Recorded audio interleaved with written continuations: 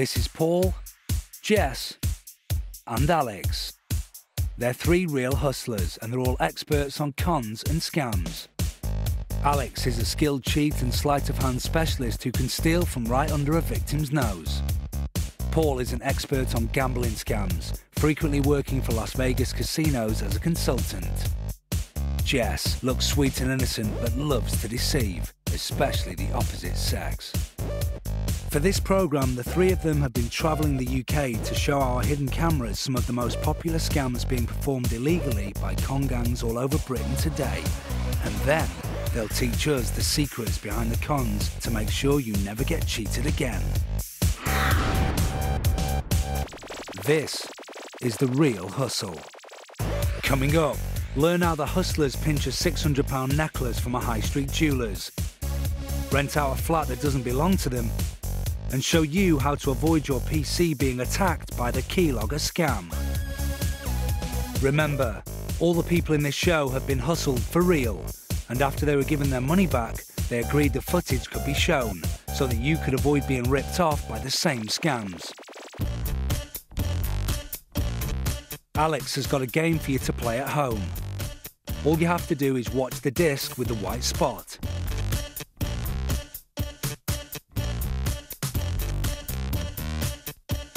Where is it? In the middle? No, you've just been caught by one of the oldest tricks in the book. The Monty. The Monty scam dates back hundreds of years from the Mississippi riverboats of the Old West to the modern-day streets of New York. And it's an excellent example of a scam that has genuinely stood the test of time. The big secret of the Monty scam is that it's 10% sleight of hand and 90% teamwork. When people see a Monty game being played, they usually don't realise that it's actually a gang that is doing the scam. It's not just the man, the operator, throwing the discs. The Monty game is designed to separate a fool from his money.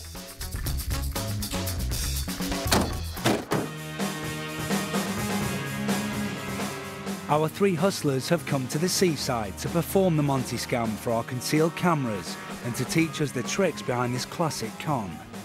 Even though the Monty is illegal, it is still played by hustlers all over the UK today. Our team have engaged the services of some local hustlers to help them out. They'll all be looking for a wealthy target, known as the Mark, to play the game. This passerby seems interested. He's their man. He's the Mark. Unknown to him, everyone else playing the game is in on it. That one there. Pointing wins you nothing. Oh, you want to bet that one? Yeah. Because you pointed at this one. No. You want that one? Ladies first. Here we go.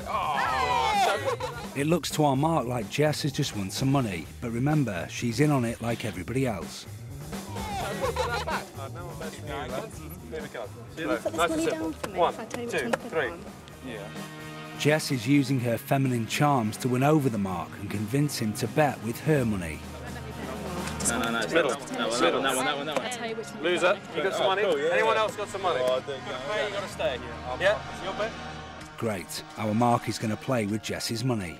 Okay, look, watch. Look, watch. 1, 2, 3. That's all I'm doing. one there. Nice and simple. Yeah, easy. Hang on. Is she helping you out? Because I said no one bets from you.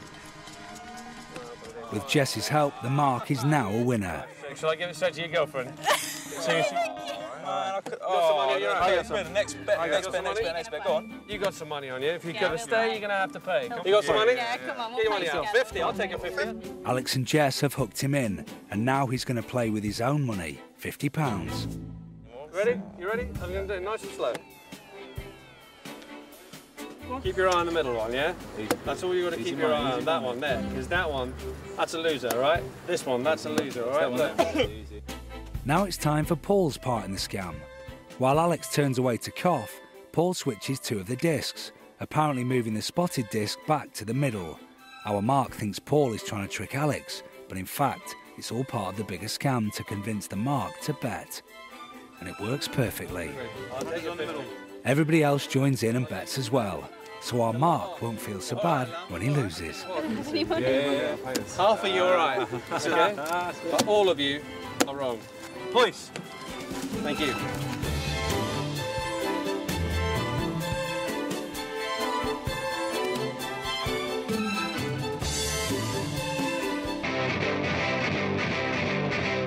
saw people winning money, and you just kind of think, oh, well, I'll have a piece of that. It just kind of thought, it's definitely the one in the middle, it had to be. I thought this guy's giving it away or something. It was like, so easy. You can't win at this game. You know, the guy's an expert.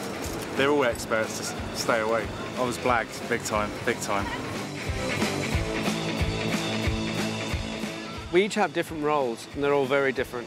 I'm the operator, I handle the discs, and ultimately I'm the one who's going to have to do the sleight of hand moment. Jessie is used as a decoy, and as a roper, she gets the mark in, she gets him to the right position, which is right at the front of the queue. What she does, which is very important in the very beginning, is she gives the mark a taste, a feel of what it's like to win money. So she hands the money over for him to bet it for her. Paul is our general lookout man. He's also responsible for the switch. The mark now thinks that, wow, I've beaten him. I've beaten the Monty man, I can put my money down. So, what is the secret sleight of hand move behind the Monty scam?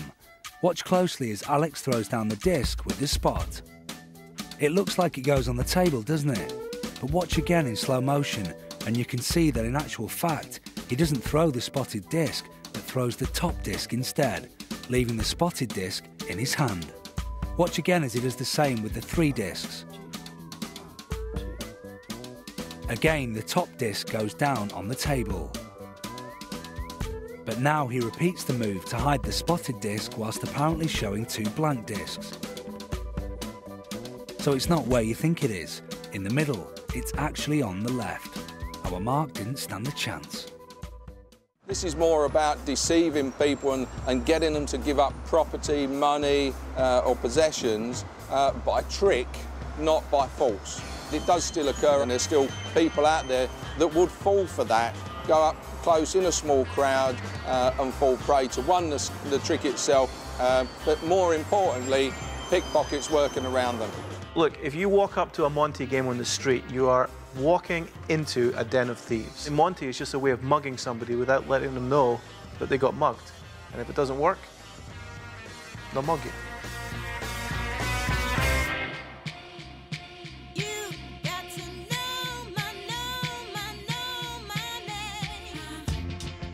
Our sexy swindler Jess has a taste for fine jewellery, but like all hustlers, she's not keen to pay for her expensive tastes. If she really was dishonest, this is how she could have got her hands on that necklace for absolutely nothing, with the help of accomplices Alex and Paul. This is the jewellery shop scam.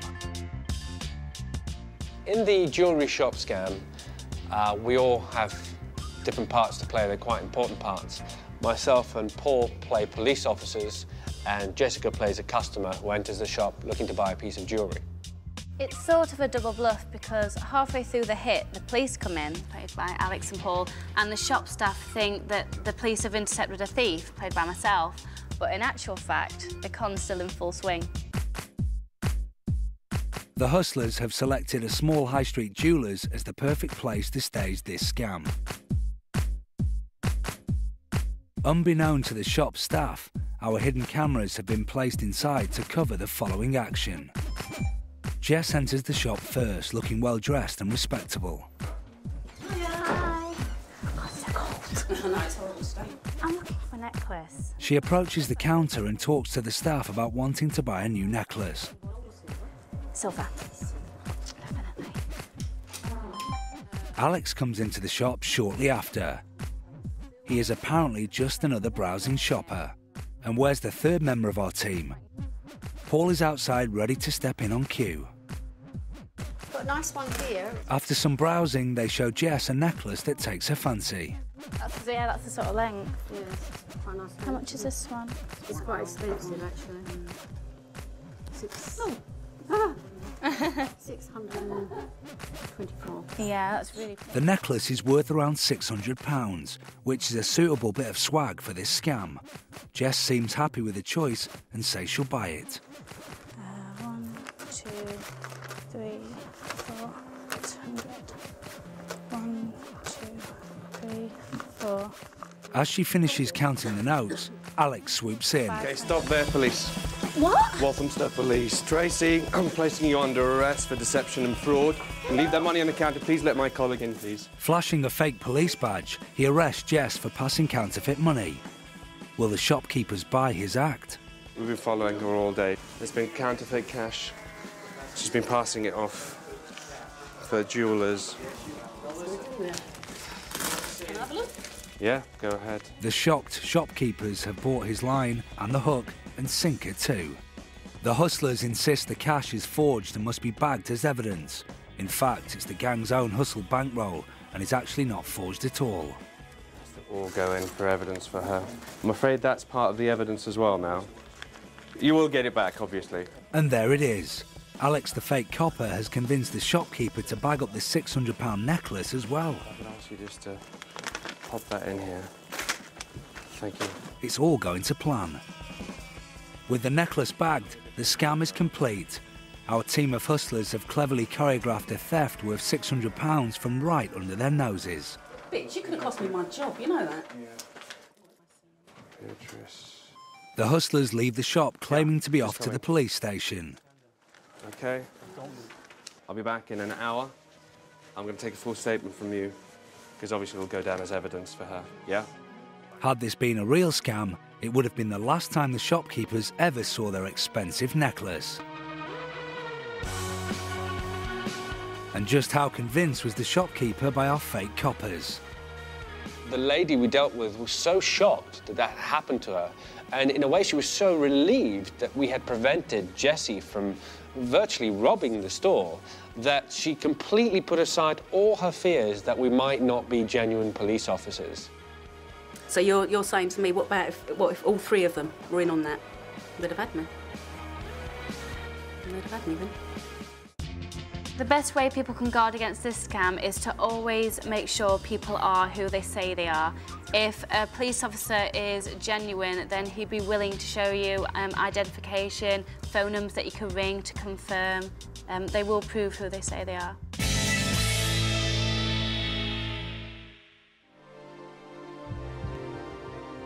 A proposition bet, everybody knows a proposition bet.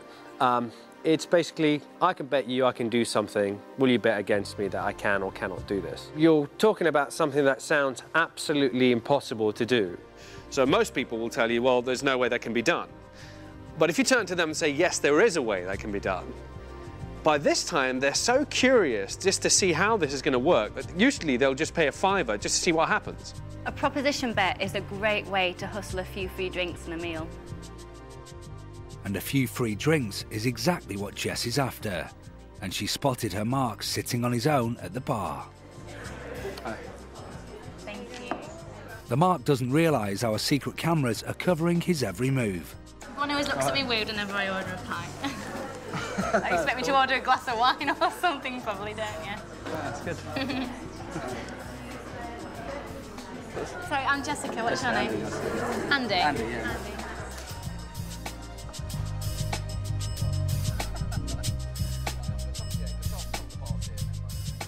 Everyone ever thinks I'm so weird for drinking pints, but I can down a pint before a guy can down a shot.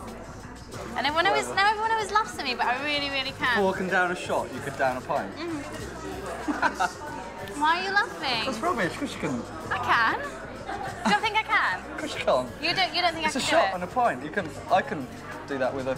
Okay. I would love you Okay. to. I'll tell you what, we'll get 3 pints in. I'll get you 3 shots in. I really can, and I bet I can have my 3 pints before you can have your 3 shots. All right, fine. I really can. Okay, is there a bar lady? All right. Excuse me. Thank you. Okay. Well, if you really don't think I can do it, I'll tell you what, we'll make it more interesting. Have you got any money on you? You've got some money. How much money have you got on you? 20, 30, 10. Right, have you got a tenner? Yeah. Okay, get your tenner out. You're You serious, see, you right? don't think I can do this. Okay. Yeah, I've got a tenner. Put your money where your mouth is. There you go. You don't think I can do it, but you're a tenner that I can. Okay. Right. When I say go, you start. You don't touch my glasses, though. I don't touch your glasses. It's the only rule. When I say go, we start. Let me just finish this. You ready? Yeah. 1, 2, 3, go.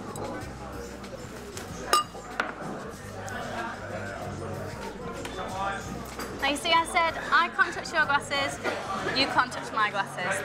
So, thank you very much. Andy's paying for the drinks. Thank you very much. It was lovely to meet you. Lovely, yeah. Thank you. Laters. Thanks. And so the Mark's been conned from the first moment he took on the mad bet. The free drinks were always heading the hustler's way. Cheers.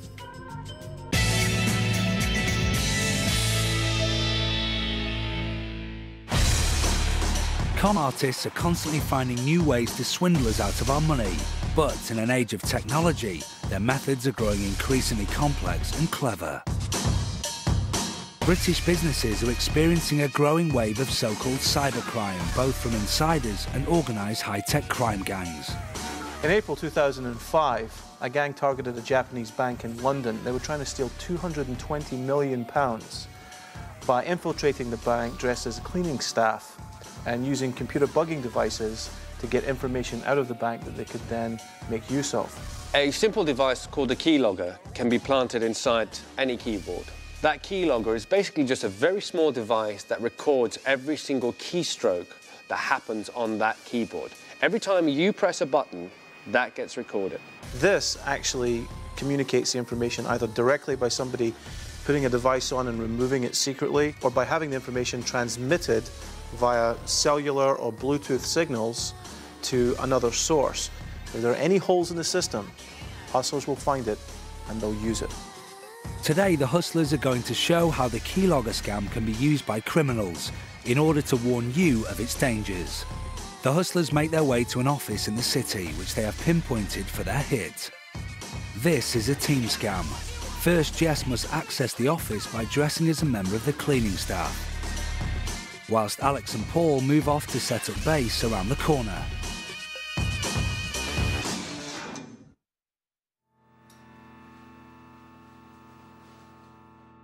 Now inside, Jess poses as a cleaner, tidying the office before the start of the working day. But amongst her cloths and polish, she is carrying the hustler's rigged keyboard, complete with onboard wireless keylogger. Jess scouts the office for a matching keyboard.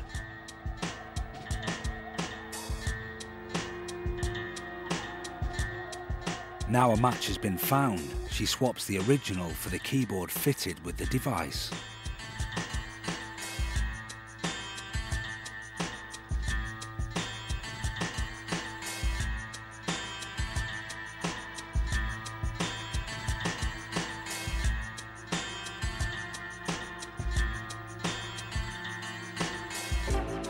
With the new keyboard in place, her job is done.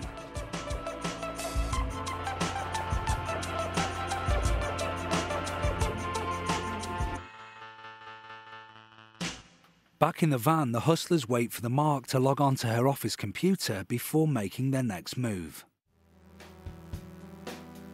Our secret cameras are in place in the office and the Mark has arrived at her desk.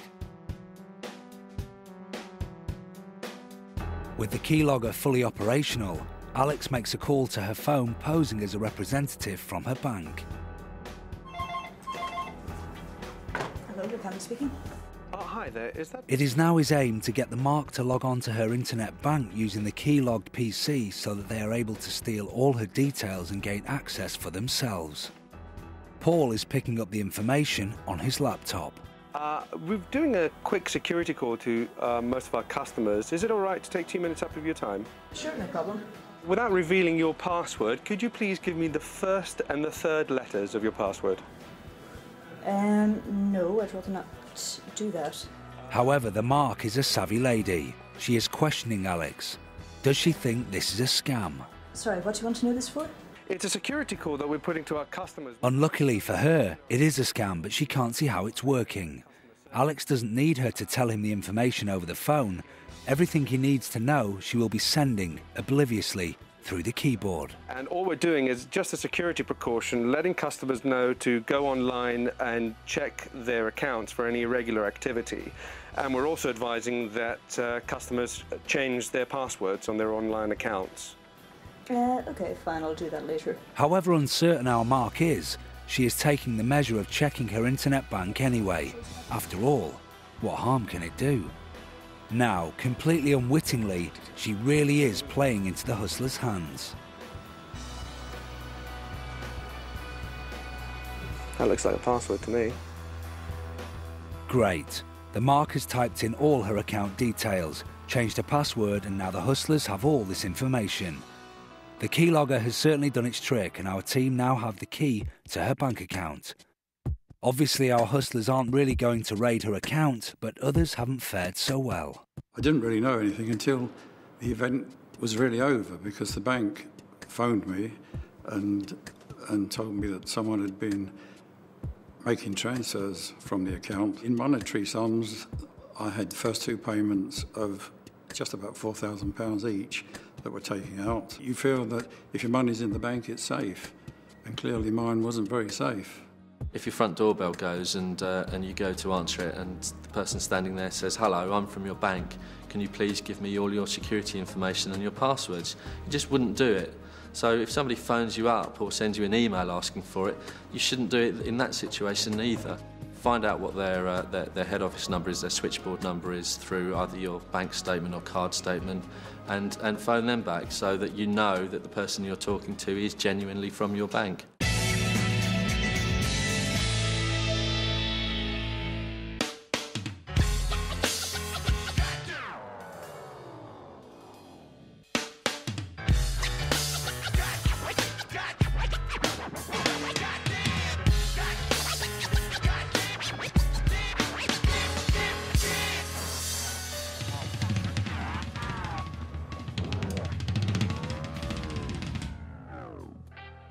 Well, pickpocketing has been around as long as pockets. It's one of the... Come on. It's all based on body language, body movement, and there's something quite balletic, it's like a dance. If you see a real expert at work, it's almost like watching magic, but it is theft, and if you've ever lost your wallet to pickpocket, you'll know that as cool as it might be, it's a pretty nasty thing to happen to you. This next pickpocket scam has been reported to be on the rise in major UK cities. Watch out for it. It's the mustard dip. Keep your eye on this guy in the black coat. Oh, excuse me, mate. You seem to have stuff on the back of your thing just there. I'm sorry, I don't want to make it worse. It might be better if you just take your jacket off. Don't worry. I'll just take it in there. I don't know what it is. Yeah. It's all down the back, just It's there. all... I've got some more tissues you can... Sorry. It's all right. Okay. Bye. If you've got your money in your jacket pocket, for instance, and you haven't made a provision as to put it anywhere else, and you've got £2,000, for instance, in your jacket pocket, and someone sprays something on your back, you look at them, you put your hand on your wallet, and you keep walking. You don't stop for them.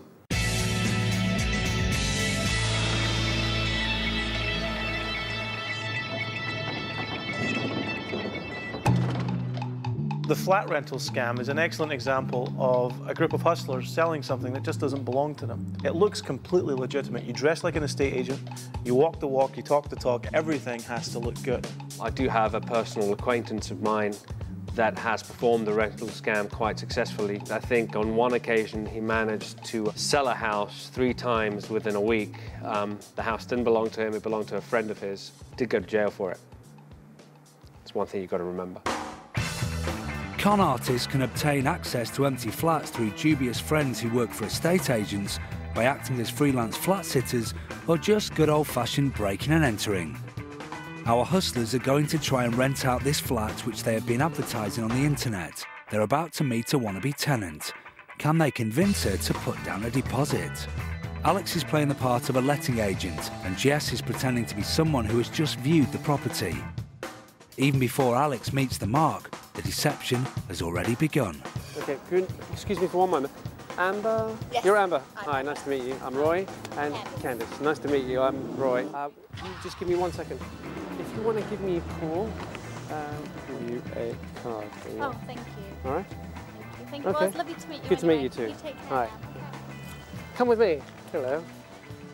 As Jess leaves, her part in the scam already over, Alex leads the potential tenants into the flat. So come in.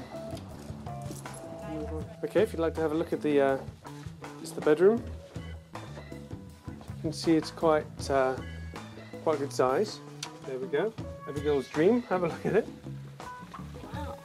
We've got fridge, freezer. So how much, what is it a week? It is $7.50 a month. The tenant seems interested, but they need to gently put on the pressure. Time for a phone call from Paul, pretending to be another keen tenant. It doesn't include the, excuse me, it doesn't also include the council tax, but that's £61 a month, which is pretty good. Yeah, that's not bad. Excuse me, I must take this. Hello? Hi, is that Roy? Roy, it's Paul Wilson. I saw the flat earlier. Oh, yes, you did. If you are looking at a deposit, it will have to be today. Could you hold the flat for me? I can't hold it now. I've got people here now, and obviously they have first choice. But if you give me a call, it's going to be, I'm going to be finished in about 5-10 minutes, by about 8 o'clock. I'll give you a call straight back. Okay, thanks. Good? Yeah. You like it? Yeah. Have a seat. Have you got anything you put down today? I do have a little bit of cash on me and I have a checkbook. Okay. How much cash have you got with you? £100, would that be okay? We could do £100 cash and $150 check. That'd be fine. No, Yeah? that's all right with me. Yep. So have you got the cash? Great, they've convinced her. She's going for it, putting down a deposit on a flat that the guys don't even own. Okay, I'll give you something to write on. And here's a pen. The cheque will now be cashed quickly at a high street pawnbroker before she realises it's a scam. That's fantastic. Took a while, but we got it. The things to look out for so that you don't fall for the scam is background checks on the estate agent. Go to their offices. It's very difficult for hustlers to set up a whole office just for the rental scam. Another thing, if there's any suspicion that you have about something not quite sounding right, don't hand over any money, no matter how desperate you are to put down a deposit. Just be aware of these things and you'll be safe. And so our hustlers have finished their travels around the UK for this week. They played Monty at the seaside, ripped off a jeweller for £600, hacked a computer and rented out a flat that wasn't even theirs. Don't worry though, all the people they scammed got their money back. Just remember the rule of the real hustle. If it sounds too good to be true, it probably is. And we'll have more Real Hustles next week at the same time. Can you afford to miss it? Next tonight though, if you're planning a wedding anytime soon, you can't afford to miss Wedding Stories.